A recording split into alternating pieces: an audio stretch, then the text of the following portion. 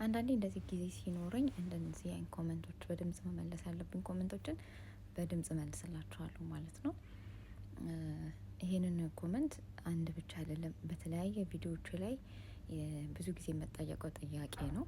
በኩራት አይደለም መልስላችሁ እጅግ በጣም እያፈርኩ ነው መልሰው ማለት ነው። በጣም በቃ በመሸማቀቅ በጣም በመሳቀቅ የእውነት በራሴ ላይ በጣም በማፈር ነው ይሄንን ኮመንት የምመልሰው ማለት ነው። ወይም የሁላችሁንም ጥያቄ በጣም የአብዛኞቻችሁ ጥያቄ ስለሆነ ልመልስላችሁ በድምጽ ብዬ ነው።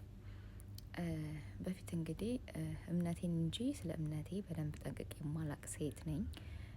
አሁን የማላቃቸው ነገሮች ሙሉ የማላደርግ ሴት ነበርኩኝ። ማለት የሆነ አንዳንዴ ጣጣ ቤት ሲሆን ዝም ብሎ በደመ ነፍስ የምትኖሩ ሰዎች አይደለ?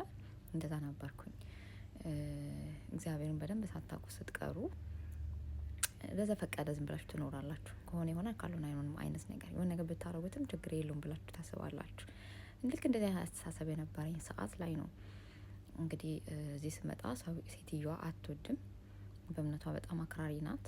ስለዚህ ይሄንን ማድረግ አልችልም ነበር ማለት ነው። ስለዚህ በጊዜው ምንም አልመሰለኝም ይሄን ጥያቄ ስትጠይቀኝ እንዳወልቅ ማለት ነው።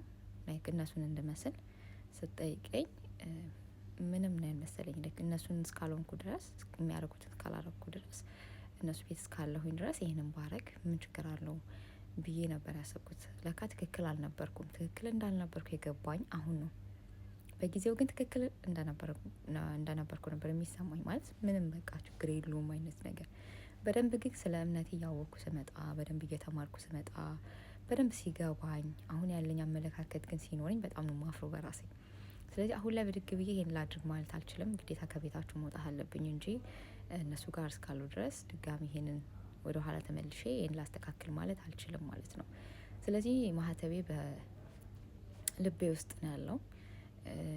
ተግባሬ እግዚአብሔር ይመስገን እግዚአብሔር በሚወደው ነገሮች ነው የማደርገው። አሁን ላይ ትናንት የሰራኋቸው ስህተቶች ላለመድገም በተቻለኝ አቅም ሞክራለሁ።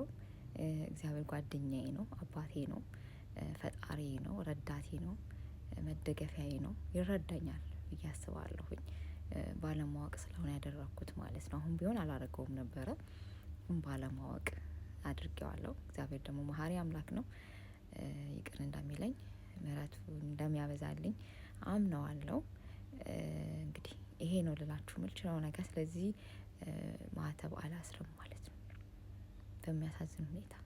የእውነት በጣም ይሄን ስላችሁ አይኔ ላይ እንባ እየመጣ ነው። በጣም እየረበሸኝ ነው፣ በጣም ስለሚያሳፍረኝ ማለት ነው።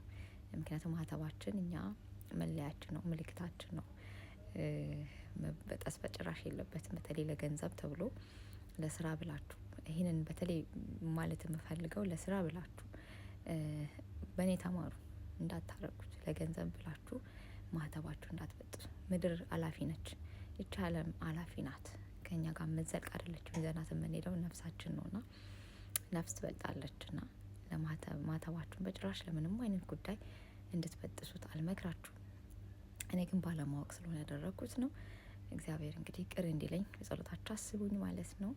ወዳችኋለሁኝ። ሁላችሁም ጥያቄ ስለሆነ ልመልስላችሁ ብዬ ነው።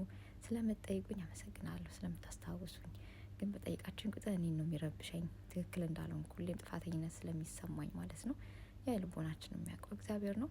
መጨረሻችን እግዚአብሔር ያሳምራልኝ። ወዳችኋለሁ። መልካም ጾም ይሆንላችሁ።